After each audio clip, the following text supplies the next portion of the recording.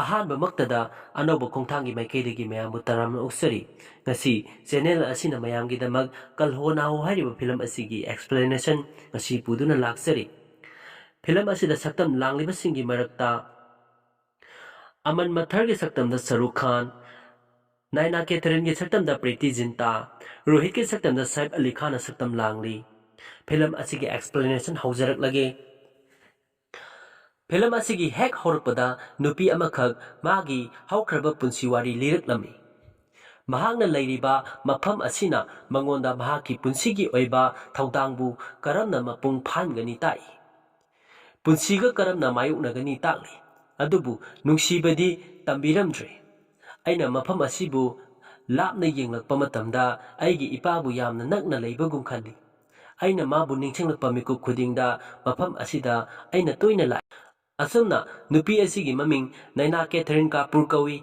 ꯍꯥꯏꯗꯨꯅ ꯎꯠꯂꯤ꯫ ꯑꯗꯨꯒ ꯃꯥꯒꯤ ꯍꯧꯈ꯭ꯔꯕ ꯋꯥꯔꯤ ꯂꯤꯕ ꯍꯧꯔꯛꯂꯝꯃꯤ꯫ ꯁꯣꯝꯗ ꯅꯨꯄꯤ ꯑꯃ ꯌꯨꯝꯗ ꯐꯣꯟꯗ ꯋꯥꯔꯤ ꯁꯥꯟꯅꯔꯝꯃꯤ꯫ "ꯃꯤꯁꯇ꯭ꯔꯦꯁ ꯁꯥ, ꯑꯩꯒꯤ ꯄ꯭ꯔꯣꯕ꯭ꯂꯦꯝꯁꯨ ꯈꯪꯕꯤꯌꯨ꯫ ꯁꯣꯝꯒꯤ ꯂꯣꯟ ꯑꯗꯨ ꯃꯇꯝ ꯁꯥꯡꯗꯣꯛꯍꯟꯕ ꯑꯩ ꯄꯥꯝꯃꯤ"꯫ ꯑꯁꯨꯝꯅ ꯅꯨꯄꯤ ꯑꯗꯨ ꯅꯥꯏꯅꯥꯒꯤ ꯃꯃꯥ ꯑꯣꯏꯔꯝꯃꯤ꯫ ꯋꯥꯔꯤ ꯂꯤꯔꯤꯕ ꯅꯨꯄꯤ ꯑꯗꯨꯅ ꯑꯃꯨꯛ ꯃꯍꯥꯛꯅ ꯃꯈꯥ ꯇꯥꯔꯛꯏ꯫ ꯃꯍꯥꯛꯀꯤ ꯃꯃꯥꯒꯤ ꯃꯃꯤꯡ ꯖꯦꯅꯤꯐꯔ ꯀꯧꯏ꯫ ꯃꯍꯥꯛ ꯑꯁꯤꯅ ꯃꯍꯥꯛꯀꯤ ꯅꯨꯄꯥ ꯂꯩꯇ꯭ꯔꯕ ꯃꯇꯨꯡꯗ ꯃꯍꯥꯛꯅ ꯏꯃꯨꯡ ꯃꯅꯨꯡꯒꯤ ꯊꯧꯗꯥꯡ ꯄꯨꯝꯕ ꯂꯧꯔꯝꯃꯤ꯫ ꯅꯥꯏꯅꯥ ꯌꯨꯝꯗ ꯆꯪꯂꯛꯂꯝꯃꯤ꯫ ꯃꯃꯥꯕꯨ ꯀꯗꯥꯏꯗ ꯂꯩꯒꯦ ꯍꯥꯏꯗꯨꯅ ꯊꯤꯔꯛꯂꯝꯃꯤ꯫ ꯃꯃꯥꯅ "ꯅꯪ ꯀꯗꯥꯏꯗ ꯆꯠꯂꯨꯔꯤꯕꯅꯣ?"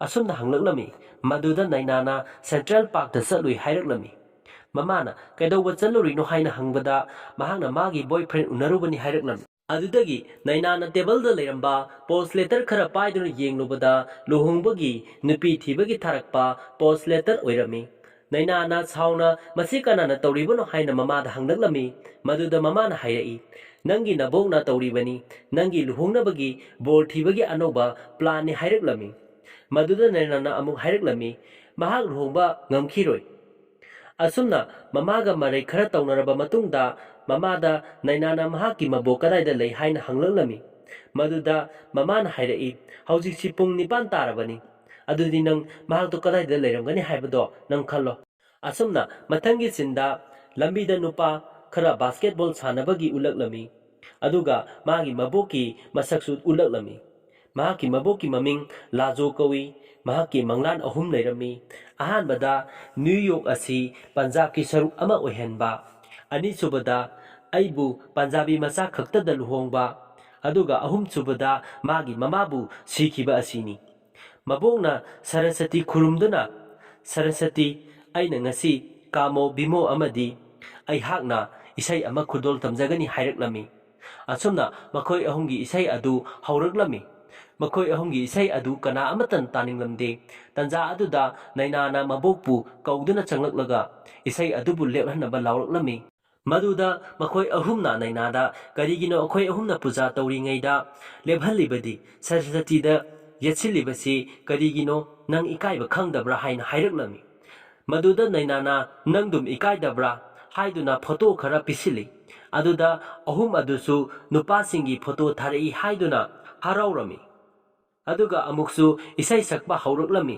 ꯃꯗꯨꯗ ꯅꯥꯏꯅꯥꯅ ꯁꯥꯎꯅ "ꯑꯩ ꯂꯨꯍꯣꯡꯕ ꯄꯥꯝꯗꯦ" ꯍꯥꯏꯔꯛꯂꯝꯃꯤ꯫ ꯃꯕꯣꯛꯅ ꯑꯃꯨꯛ ꯍꯥꯏꯔꯛꯏ, "ꯅꯪ ꯂꯨꯍꯣꯡꯗ꯭ꯔꯕꯗꯤ ꯑꯉꯥꯡ ꯀꯃꯥꯏꯅ ꯌꯥꯎꯒꯅꯤ" ꯍꯥꯏꯔꯛꯂꯝꯃꯤ꯫ ꯅꯥꯏꯅꯥꯅ ꯑꯃꯨꯛ ꯍꯥꯏꯔꯛꯏ, "ꯑꯉꯥꯡ ꯄꯣꯛꯀꯅꯤ, ꯑꯗꯨꯒꯤꯗꯃꯛ ꯂꯨꯍꯣꯡꯕꯒꯤ ꯃꯊꯧ ꯇꯥꯗꯦ" ꯍꯥꯏꯔꯛꯂꯝꯃꯤ꯫ ꯃꯗꯨꯗ ꯑꯍꯜ ꯑꯍꯨꯝ ꯑꯗꯨꯁꯨ ꯉꯛꯇꯨꯅ ꯌꯦꯡꯗꯨꯅ ꯂꯩꯍꯧꯏ꯫ ꯃꯊꯪꯒꯤ ꯁꯤꯟ ꯑꯃꯗ ꯑꯉꯥꯡ ꯑꯃ ꯕꯥꯁꯀꯦꯠꯕꯣꯜ ꯃꯦꯆ ꯌꯦꯡꯗꯨꯅ ꯍꯔꯥꯎꯅ ꯂꯥꯎꯗꯨꯅ ꯂꯩꯔꯝꯃꯤ꯫ ꯋꯥꯔꯤ ꯂꯤꯔꯤꯕ ꯅꯨꯄꯤ ꯑꯗꯨꯅ "ꯃꯁꯤꯅ ꯑꯩꯒꯤ ꯏꯅꯥꯎꯅꯨꯄꯥꯅꯤ" ꯍꯥꯏꯔꯛꯂꯝꯃꯤ꯫ ꯃꯍꯥꯛꯀꯤ ꯃꯃꯤꯡ ꯁꯤꯕ ꯀꯧꯏ꯫ ꯃꯍꯥꯛ ꯑꯁꯤ ꯁꯣꯏꯅꯥꯏꯕ ꯃꯤꯁꯛ ꯑꯃꯅꯤ꯫ ꯑꯗꯨꯕꯨ ꯕꯥꯁꯀꯦꯠꯕꯣꯜ ꯁꯥꯟꯅꯕꯗꯤ ꯌꯥꯝꯅ ꯄꯥꯝꯖꯩ꯫ ꯃꯈꯥ ꯇꯥꯔꯛꯄꯗ ꯅꯥꯏꯅꯥ ꯆꯪꯂꯛꯇꯨꯅ "ꯇꯤꯚꯤ ꯃꯨꯊꯠꯂꯨ, ꯂꯥꯡꯒꯅꯨ" ꯍꯥꯏꯗꯨꯅ ꯇꯤꯚꯤ ꯑꯗꯨꯗ ꯃꯨꯊꯠꯈꯤꯔꯝꯃꯤ꯫ ꯑꯗꯨꯒ ꯅꯥꯏꯅꯥꯅ ꯁꯤꯕꯗ ꯍꯥꯏꯔꯝꯃꯤ, "ꯅꯍꯥꯛꯁꯦ ꯑꯩꯅ ꯎꯕ ꯈꯨꯗꯤꯡꯒꯤ ꯇꯤꯚꯤꯗ ꯕꯥꯁꯀꯦꯠꯕꯣꯜ ꯁꯥꯟꯅꯕ ꯌꯦꯡꯗꯨꯅꯇ ꯂꯩ"꯫ ꯃꯗꯨꯗ ꯁꯤꯕꯅ ꯅꯨꯡꯉꯥꯏꯇꯅ ꯍꯥꯏꯔꯛꯂꯝꯃꯤ, "ꯑꯩ ꯁꯥꯟꯅꯕ ꯉꯝꯗꯦ ꯍꯥꯏꯗꯨꯅ ꯌꯦꯡꯕꯁꯨ ꯌꯥꯗꯕ꯭ꯔꯥ"꯫ ꯅꯥꯏꯅꯥꯅ "ꯑꯩꯉꯣꯟꯗ ꯏꯃꯣꯁꯅꯦꯜ ꯕ꯭ꯂꯦꯛꯃꯦꯜ ꯑꯃꯨꯛ ꯇꯧꯔꯛꯑꯅꯨ,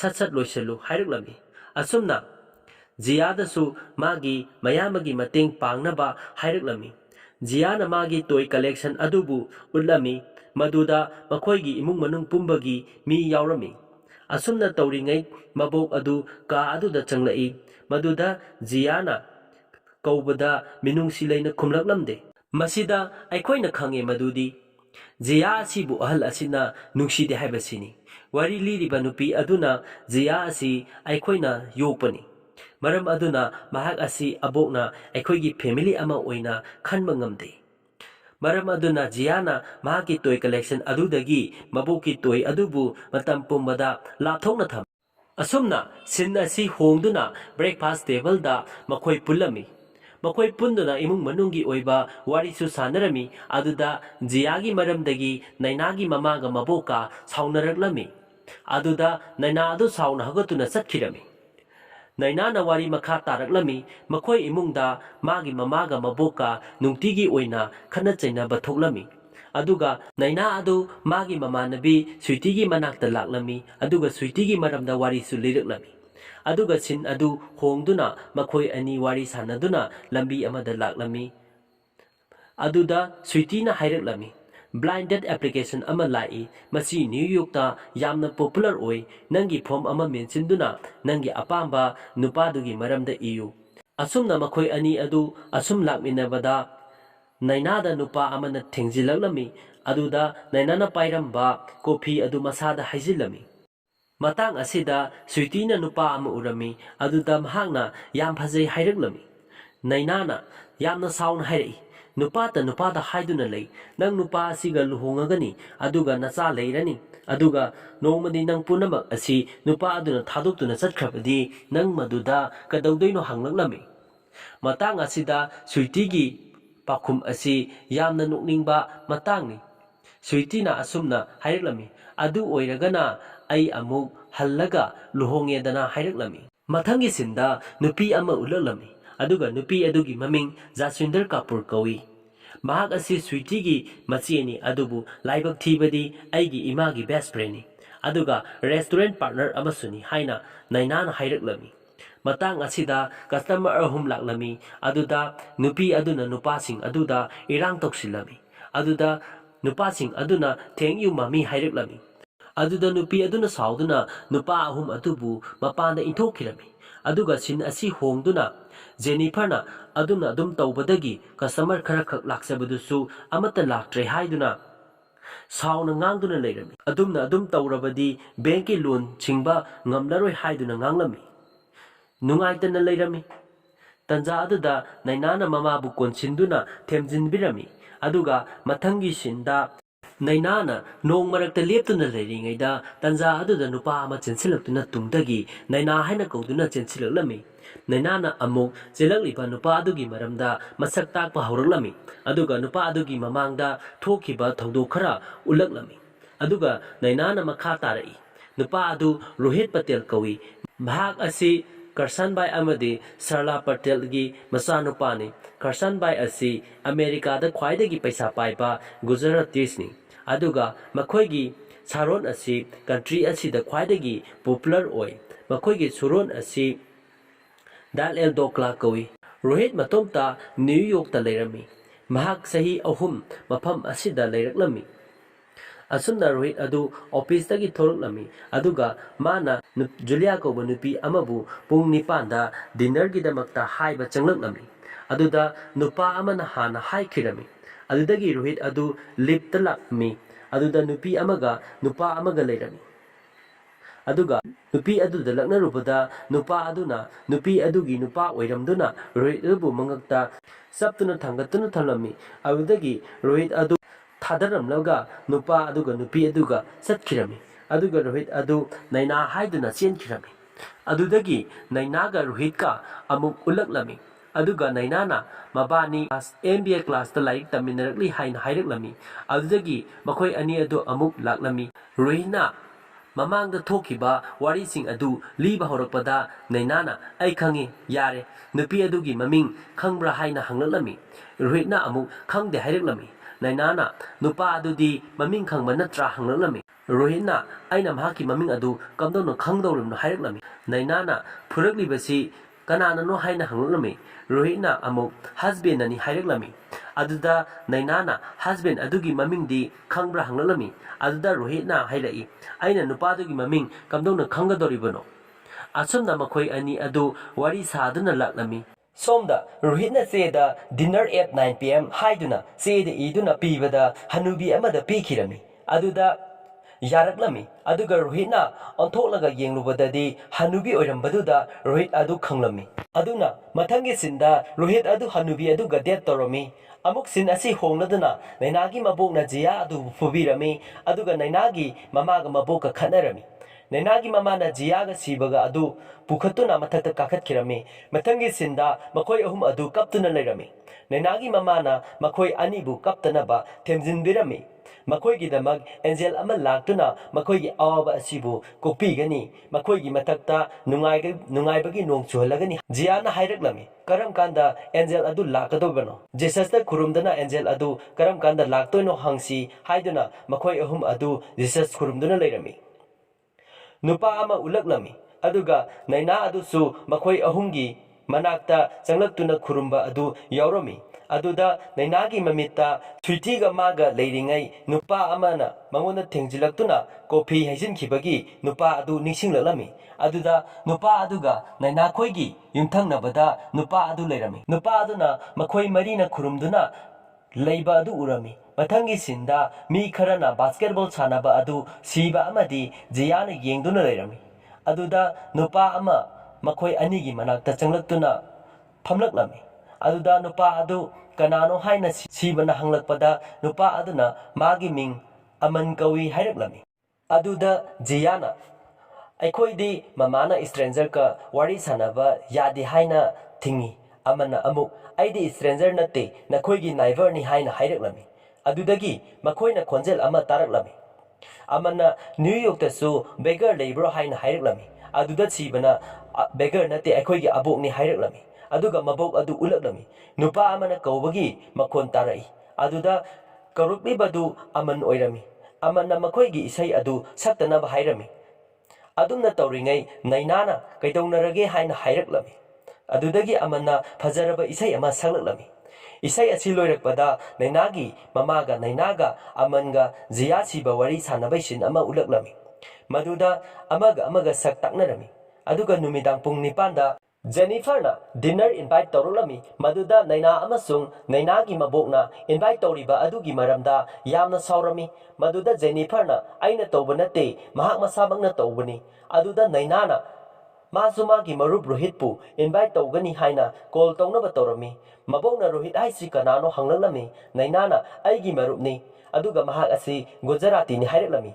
Maduda Mabok Adu, Gujarati ni Haibaduda, Yamna Haineramde.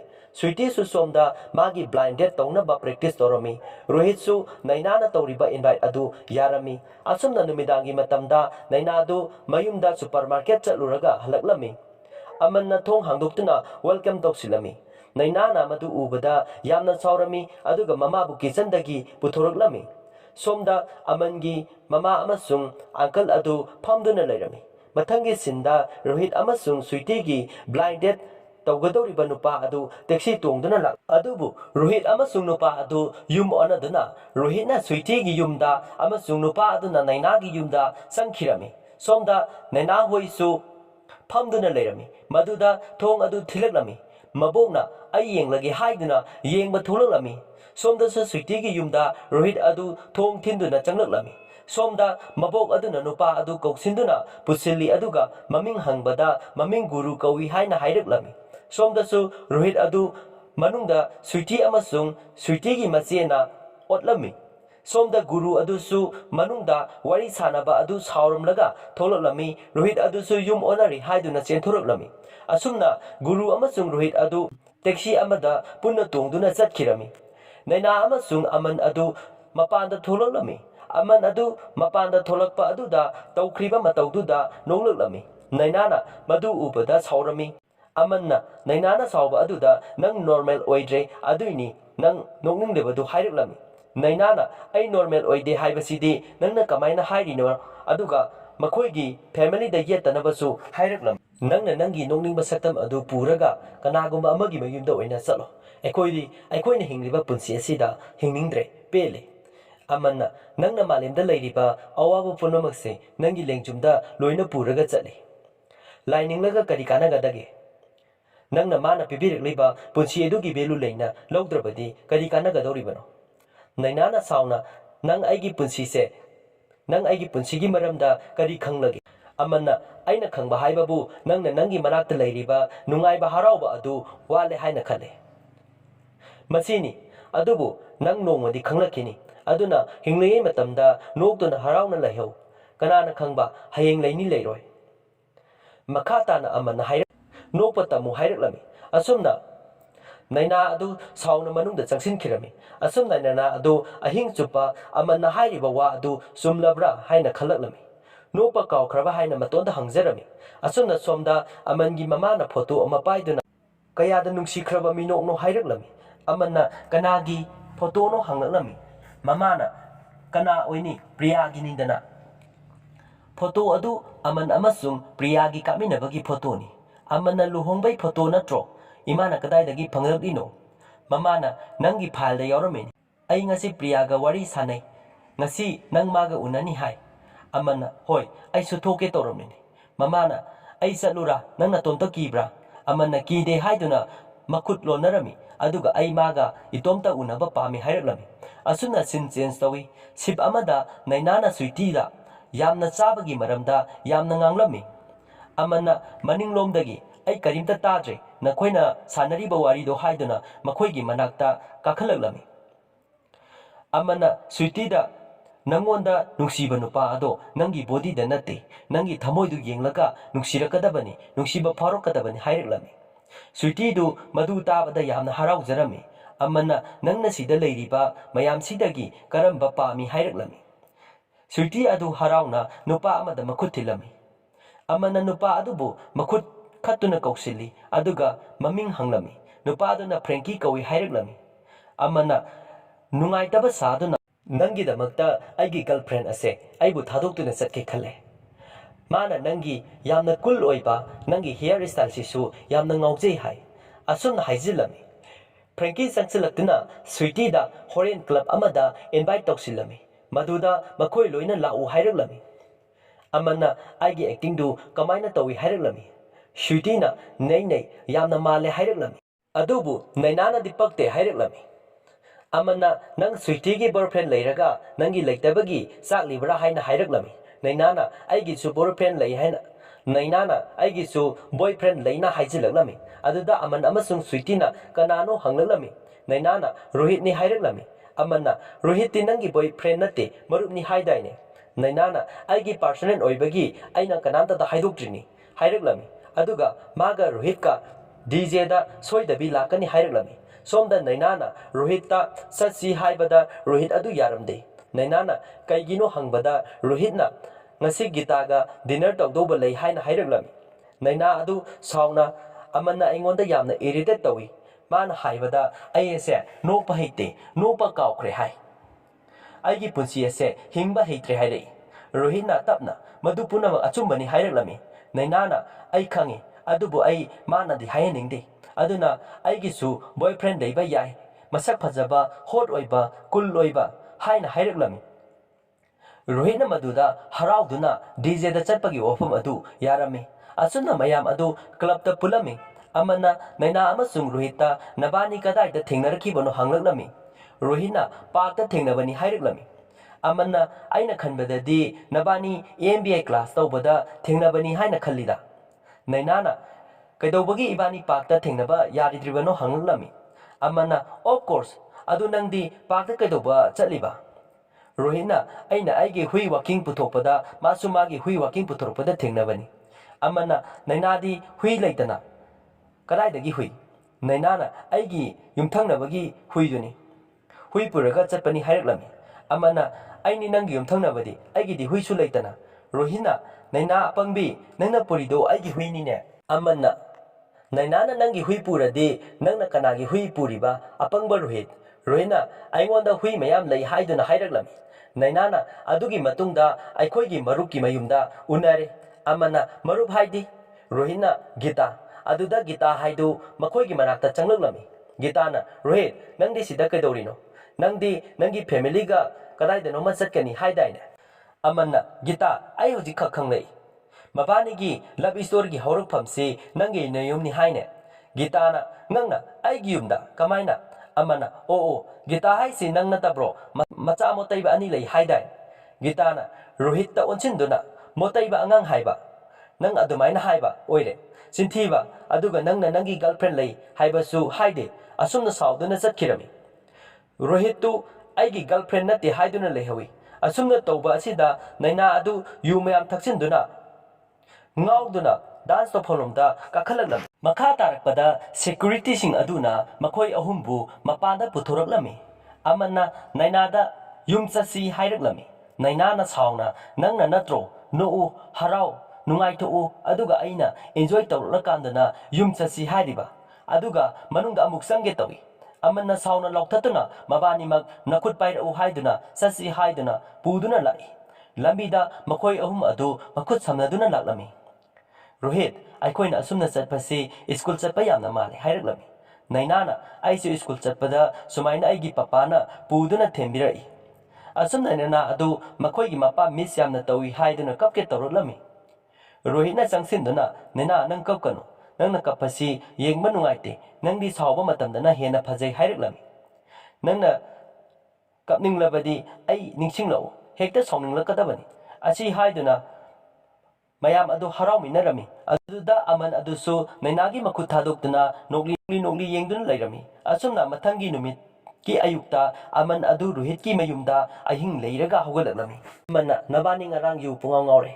Aduna noyum thinba lakpada thengkhre. Adugi sida dum ahing deklabani. Rohitna hoi kasum kaideda. Dumna mabani wari sanaraga hiblaga leiba aduda yumgi thabak subi hanubi aduna urami. Aduda hanubi aduna yamna lana urami. Rohina aman adubu masak taklami. Machung nupi adubusu kantaben kawi hainasu amanda hairami. Kichanda amanna Rohit nanga nainaga patta thengnaba natte natra. Rohitna natteda MBA class ta thengnabani. Aduga aidi ahanbadasu masi yamnasu hainade. Amanna adubu haujikti phajana hainare natra. Thabak khudingmak puna tominare, koiba puna satminare, makhatana amanna glasa sangom haiduna Kayam pamlege haireklami.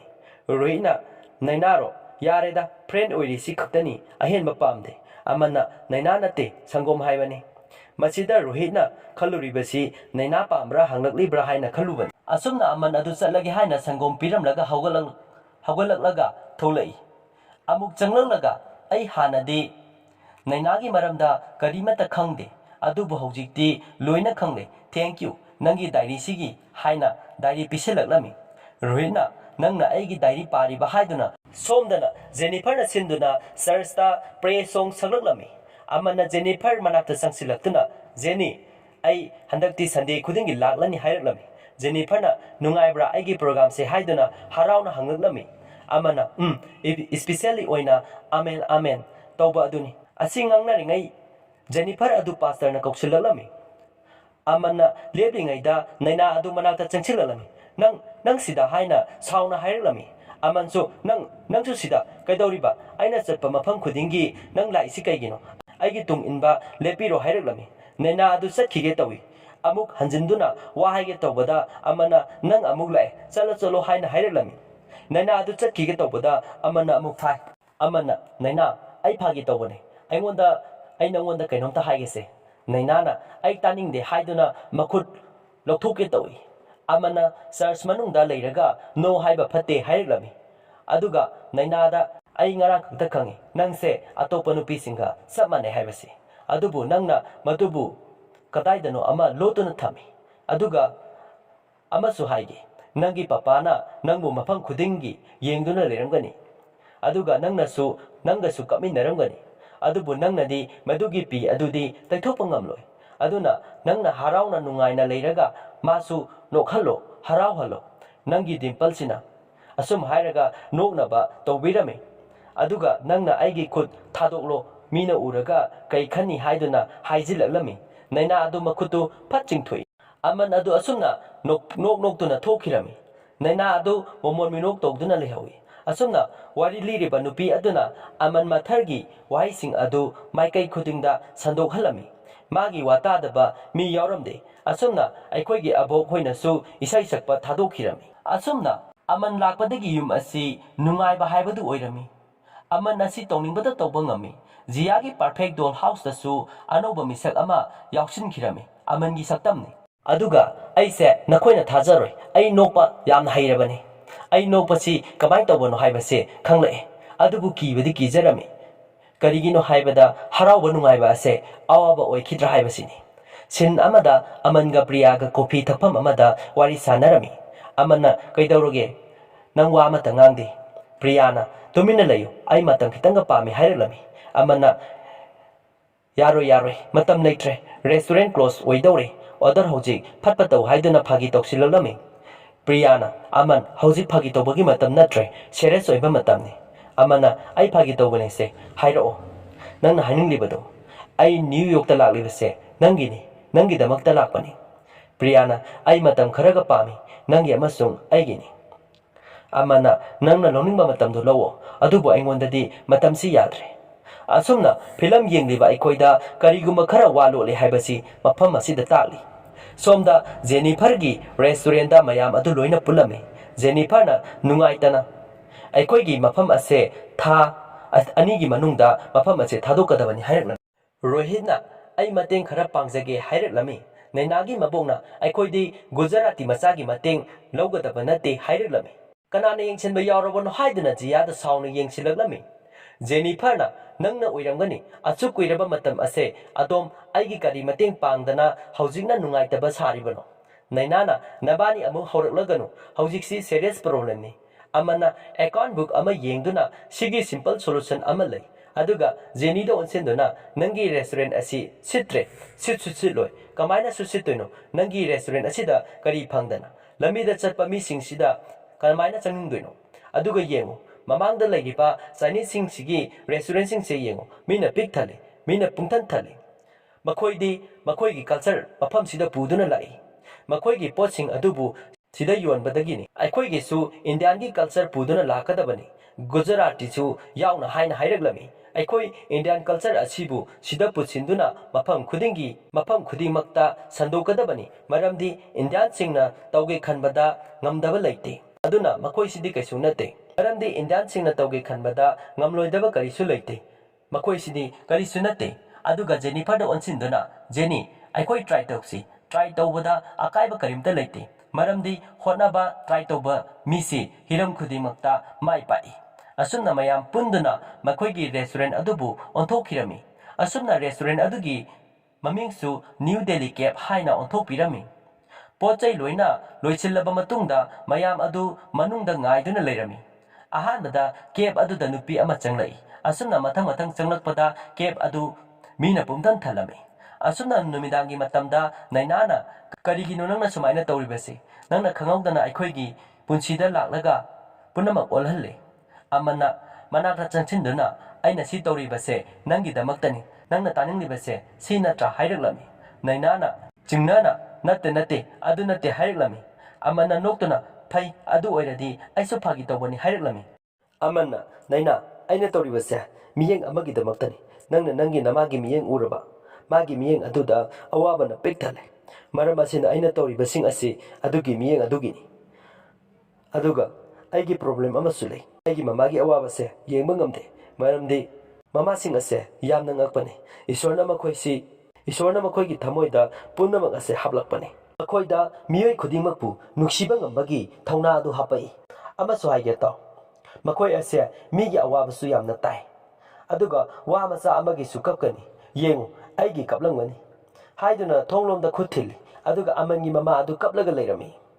Aduga makoina yenglobada nokphet tawduna changkhre. Asumna amana nainagi spek adu lokthoi.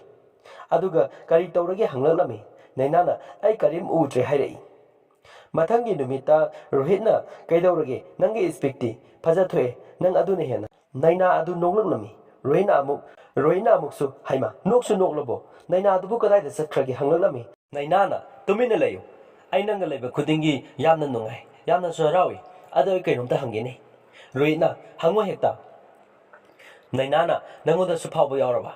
Mi amasi nangna hana sungno nungsidaba. Aduga khara khara nungsirakpa aduga mayam nungsikiba Rohitna adu nang aingwanda hanglisi karigino Nainana sum hangmani ai chatlagi haira chakre Rohitna hairamu haiduna leihawi asumna Rohitna Nainana mabu nungsi haina khalami masu haraurami asumna matang asida phajaraba isai ama maraksida sakli amana matomta haijai nungsiba haibasi karino nungsiba haibasida punsi asi phajathoi ningjaba punamak thongjaba oina khali lambi khuding khena na ui nungsit ki lambi su hongani machu singda miyeng tarakani aduga machu angangba phauba phajaba oina urakani matam pumbada matagi mating longningani asumna somda reso naina aman naina haiduna khalami masida khangle madudi Rohitna naina amasung nainana aman nungsi haibasini sin amada suituna I love you Frankie hairai nainana I love you aman hairai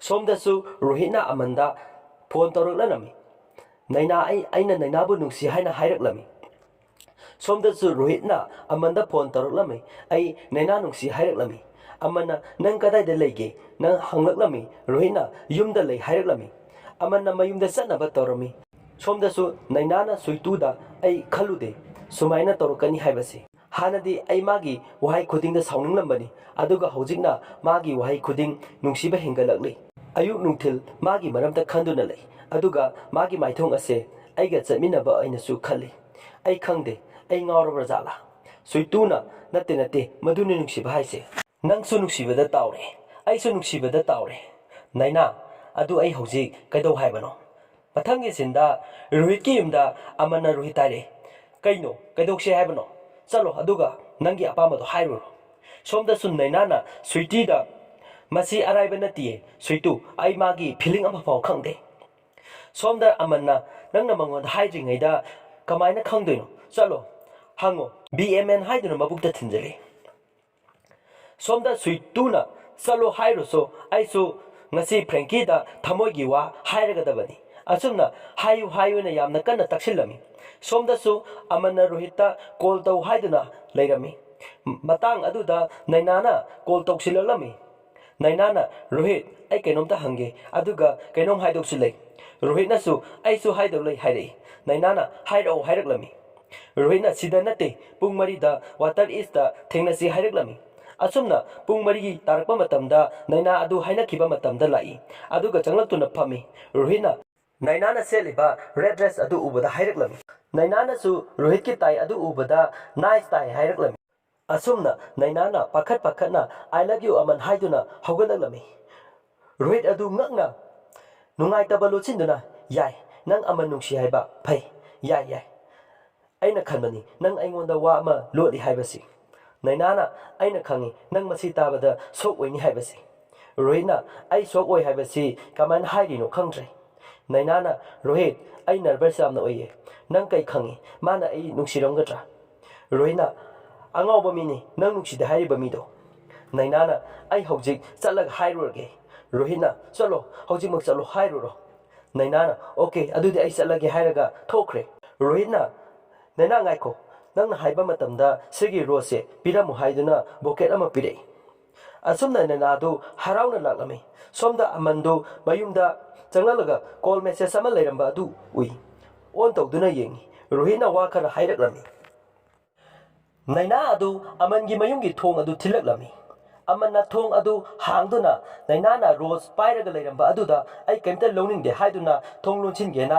phagi tawi aduga noktuna amuk koksilli aduga amana naina koksilaga naina gi soliba adu teithok pirami amana phamu kaisa ningi hangi nainana yare haireklami amana hoi phai yumda su kemta leite haireklami adubu kaidobala kono hanglaknami nainana ai kainomta haige haina lakpani film asigi khwaidagi pungnu nungsiba khwaidagi nungaiba khwaidagi nungsiba mittagi pita kiba khangokdaba matam haibadu lakle amana haira o haireklami nainana aman ai haiduna pakhatuna le amana kaino hamengi taita khonglaga leirido sasat hairo haireklami nainana haige tawbada table leiba aman amasung priyagi luhongbada kapa photo ama urami nainana kanano si hanglaklami amana aigi wife priyani haireklami madu tabda nana adu yamna ngaglami aduga mamitaga mi mapi taraklami amana makatana aina haidriba male angakpani aise atai waridi pangsata sai adubu sidi haihaudraba male maga aiga chahi ahum suril hongba adubu noma khatnabada ma sida lakhibani magi family gi manakta chakhibani adugini aiga aigi imaga New York ta laklibasi asumna photo adu lauraga phajadra priyasi hanglami nainana ai chatlagi haiduna kapna hogali amana he kapkano naina kaim tawroi aina yanaba siladabani nang kaimta khanganu kapkanu hairaklami nainana ai chatlagi haina leidu paidun hogalai amana lei adu piro hairaklami nainana masi nangi nate chada uncle gi ni haiduna chada uncle gi manakta sangchinduna thank you uncle nang leiramjadi makhoi asi aikhoiga thengnaramloi hairamlaga kaplaga thokirami naina thokraba matungda amangi mamana amanda nungsibra masi hanglami amana ai naina nungsidei aduda mamana ai nangi namani aingonda chintiba ngamloi haiduna makut cross tawbodu thangali amana mamitagi mapitana kaidau haibano ima ai mangoda su achumadu hayu haibro asengba khangna nang phawba chumba tabagi pangal leiraktrabra nainana karamna taba ngamgadoriba amana mamada hairei ima ai kaidau haibano ai kari hayu haibano aina punsida ihanana nungsijaba nainagi damakta thamoi sina nungsibadi yamna kalli adubu masigi thamoi asidi yamna sole asigumlaba asonda thamoi ase kamaina piyo haibano ima kamaina hayuno photo da yauriba nupi adu aigi nupi nate aigi marup aigi doctor ni aibu miku khara to oirbasu hinganba haidana hona jaribani ai sidawrabani ima asumna hairei mamana kaptuna adu achum nate aiga priyaga wari sanarabane transplant toba yai hairei amanna mamagi marakta sangsinduna ima nangsi aigi imani nang aingonda sin thiba ngamloi haiduna kaplibani mamada ima kapkanu nokna ima kapkanu nangna sontharabadi aigi thamoidi kari oigani mamana aigi pirang amasung awabase losilage nangi nungsibabu lotpa ngamgadra hairei amana madu aigi nungsiba nate ima kanagumba amagini masi kakta aina thungnanaba honage masina aigi aningbani haireklami asumna somda nana amasung rohit wakal nungaituna ningba kaibagi kaptuna lerami masida film asigi takai chanba haibadu oire